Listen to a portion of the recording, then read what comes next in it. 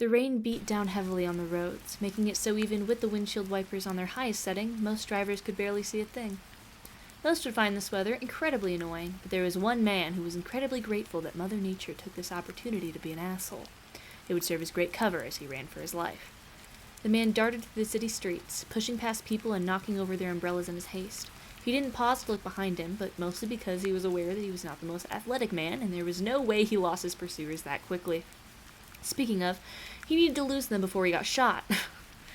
His eyes glanced to the side, noticing a dark alley off the beaten path. He immediately turned 90 degrees, almost slipping due to the speed he was already going. Hopefully they lost him, considering the last-minuteness of that decision. He paused and turned, losing the already incredibly small lead he had in the process. God damn it, they were good. He was amazed they were still able to track him, considering they likely weren't able to see in this weather. He still wished he could see, though, especially as the water collected into the lenses of the terrible sunglasses he had snagged at the Dollar Tree when the cashier wasn't looking. With his fucked up eyes, he could barely see in the first place. He never had time to visit the optometrist between the drug deals and offing people, but God was he regretting that because he really needed to see right now, considering the sound of a gunshot exploded through the alley, making his ears ring and causing him to almost slip on a stray piece of soggy cardboard laying on the floor. Holy shit, was he hit? He surely was going to be if he stopped to check, so might as well keep running. He needed to find a way to lose them soon, or he would be sleeping in a dumpster tonight, or his corpse would be, at least. The alley was ending fast, opening out onto the crosswalk of a big intersection, so packed with cars he could barely see the other side, though he hardly could see the ground in front of him, so that was neither here nor there. He ran forward, almost tripping, hastily slamming the crossing button over and over. Wait, it told him. Oh God, he forgot it did that. Slowly, the absolutely drenched, stolen sunglasses-wearing man turned his head towards the alley, seeing two of his former colleagues still approaching quickly. One of them had their gun pulled out, presumably their finger on the trigger. They wouldn't dare to shoot him in the middle of the street, right? Though this really was a terrible part of town, he would know. He's had to clean up bodies off the pavement out here. The man awkwardly smiled and waved at his former coke dealer. Checkmate! The man watched as his old friend cocked the gun and raised it, aiming directly at his head. Well, pedestrians have the right of way no matter what, right?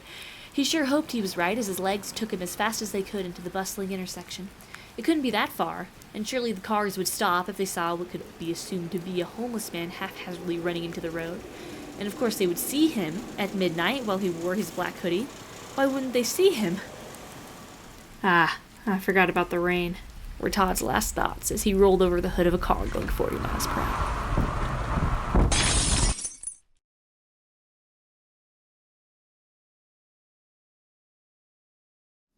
Todd Avery Atticus.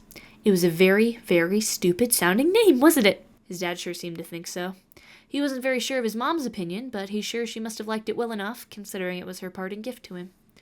The point is, his life has always felt like it was kinda doomed from the start, so he never really tried too hard. He got expelled from his middle school, dropped out, joined a gang, then the mafia, and is now presumably bleeding out in the middle of the road. Only presumably, because he was almost certainly in shock and truly couldn't feel much of anything, or comprehend much of anything. Now was the time to think about any regrets he had, wasn't it? And boy did he have regrets. Again, it definitely started with the name. If he got a name change earlier, life probably would have gone a whole lot better. But what was he supposed to do? Ask his dad? Shouldn't have joined the mafia. It's the kind of business you can never leave, except for in a coffin. Or, more recently, he shouldn't have snitched to the police. Or snitched on his best friend to the mafia. What did he think would happen? They give him a gold star and call him Mafioso of the Month?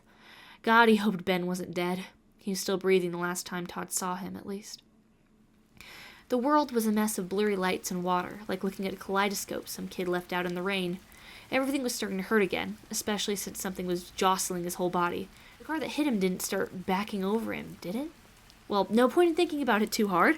We're too busy having a pity party over here. Getting expelled probably wasn't a good move. He could have formed real connections, friendships that lasted a lifetime. Threw it all away for what? Ruining some random girl's life? Sure, she was a loser, but she didn't deserve to get pushed down 2 flights of stairs for it. He doesn't even know why he did it. Just because? God, he really was pathetic. He wished he could apologize.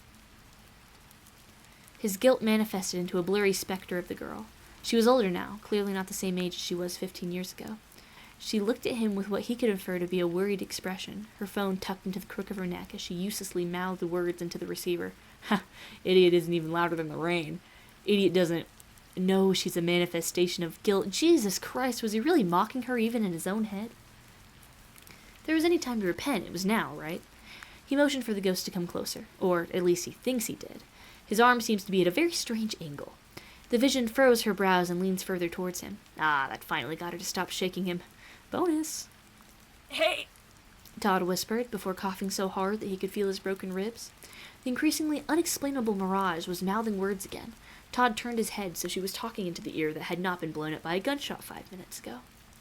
I just wanted to say, I'm so sorry for everything, Valorant. Or whatever your name actually is. I was a really shitty kid. He paused to hack up something. Ah, blood. Probably to be expected. Still am a really shitty kid. The last thing Todd saw before losing consciousness was an expression of pure, righteous anger. Turns out being hit by a car is expensive. Very, very expensive. A little bit too expensive for someone who has recently lost their job. The crash had broken his ribs and his arm was slung up in a cast. They put a stupid fucking neck brace on him, even though he was pretty sure that his neck was working fine. There's also suspected head trauma, considering he blacked out. Nothing too serious, hopefully just a concussion, but he didn't need a neurologist added onto the bill. Even if he had insurance, they sadly wouldn't cover much, considering it was his idea to run into the road while he saw cars crossing. The only positive of this situation is that the Mafia might be under the impression that he died in the car crash that should have killed him. That, and he's having a wonderful reunion with an old friend. Todd turned his head to the chair pulled up to his left, but he didn't get very far considering the brace of pain and despair. Sitting in said flimsy plastic chair was none other than Velena Verdite, his old childhood victim. Ah, he really had hoped she was just a hallucination caused by the concussion, but he could never be that lucky. She looked much the same as she had in childhood, with messy blue hair that went down to her back. She wore the same square glasses that he had snapped many a time. She was wearing what appeared to be a white blazer and pants combo with a black turtleneck underneath. She definitely had at least some sense of style, or at least comparatively to when he last saw her. They'd exchanged a few words when she had come in, but he could hardly remember them due to the pain medication they put him on. It was starting to clear up now, though, and Todd finally realized that they had been awkwardly making eye contact for what had to have been the past few minutes. I'm sorry for probably denting your car. Jesus, was that really all I could think of? Are you finally conscious now, Todd? She spat out his name with a venomous quality that can only be obtained by making someone's life a living hell. More than before? Great. Now we can finally have a conversation. She straightened her posture and pushed her glasses up. You need to admit fault so I don't get charged with manslaughter. Manslaughter? I'm alive, aren't I? Not for much longer if you don't admit you're at fault. I am not going to get my license suspended because you decided to jump into moving traffic. Her voice started to raise, clearly not wanting to deal with Todd's antics. Well, what about me? You hit me with your car! You seem fine to me, Todd. You're not dead. I'm not gonna be fine when I get out of here. How am I supposed to pay off these medical bills? Who's gonna hire a guy covered in plaster? Not my problem. He's beginning to remember why he bullied this woman so ruthlessly. She was annoying as all hell. He laid back nonchalantly in his hospital bed. Well, what do I have to gain? You're not making it sound very appealing. He looked up at her snarkily, taking pleasure in how her expression darkened. He was practically dead anyways. What did he have to lose from having a little fun? What do you have to gain? How about the satisfaction of not ruining something that I worked hard to create? You created your driver's license? He watched as Valena's knuckles turned white from how tightly she was clenching her fists. No, Todd, but I can't exactly commute to work without a fucking car. Have you seen the neighborhood we live in? Todd flinched and shrunk down away from Velena as best he could, considering he was basically a statue. Just take the bus! At this comment, Velena stood up from her chair, towering over Todd. She glared daggers at him. He braced himself for another round of screaming, and was blindsided when he saw her expression crumple right before she turned away from him. She briskly walked towards the window, staring out what Todd could assume to be some sort of hospital courtyard. He couldn't exactly see that far. Why are you doing this, Todd? Was middle school not enough for you? I have this one good thing in my life right now, and you're ruining it just to see me suffer. Velena spoke very slowly, making sure her voice did not crack. He wasn't doing it to he wasn't doing it just to torment her. He was doing it because no, she has a point. Why was he doing this? He did all this thinking about repenting for his past crimes, but now that he isn't going to imminently die, he goes back on everything? He really is a scumbag. If he thinks about it, this truly might be the push he needs to start anew. He doesn't work for the Mafia anymore, so the next step is finally abstaining from hurting Valenna. I'm sorry. I'll do whatever I need to do so you don't get your license suspended. I didn't mean to push you around like that. He watched as Valenna froze and slowly turned her head towards him. Really? She squinted suspiciously at him, seeing if he had finally succumbed to the concussion. What's the catch? No catch. You're right. I don't want to ruin your life for no reason. Todd muttered as he slumped further in the bed. Valenna stared at him, looking for some sort of sign that this was all part of some twisted lie, some kind of scheme to get her to drop her guard as Todd was so fond of doing. And yet, she found nothing but guilt in his expression. Who is this man, and what has he done with Todd? She hesitated, looking off to the side before looking back at him. All right. Well, my lawyer will be in touch with you shortly. I hope after this we won't ever have to have the misfortune of seeing each other again. She left the room without looking back, slamming the door behind her. Todd sat there, feeling numb. Is this what doing a good deed feels like? Is this what the rest of his life was going to be like? Just then, Todd heard the door slowly creak open. He watched as the doctor walked into the room. He vaguely remembered this doctor from earlier, when he was high on pain medication.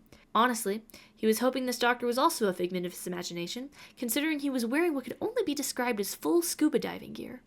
This man truly hammered into Todd's mind how utterly fucked he was.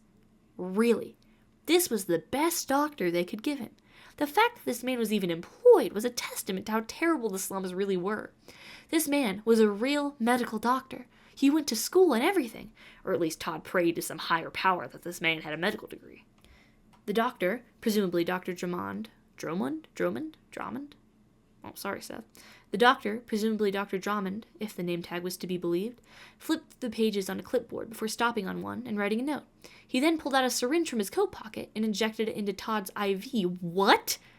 Sorry, I hate to be rude, but what did you just inject into my veins? Todd saw as the edges of his vision became blurry and took on a rainbow smearing effect. Whoa, cool. Just a sedative. Nothing crazy. What? What? Sorry, why was I injected with a sedative? The doctor smirked and gave Todd a wink. I just thought you might have wanted a little break after your wife yelled at you. Women, am I right? Todd was getting real tired of passing out, but at that comment he let the darkness take him to get out of what might possibly be the most awkward misunderstanding of his entire life.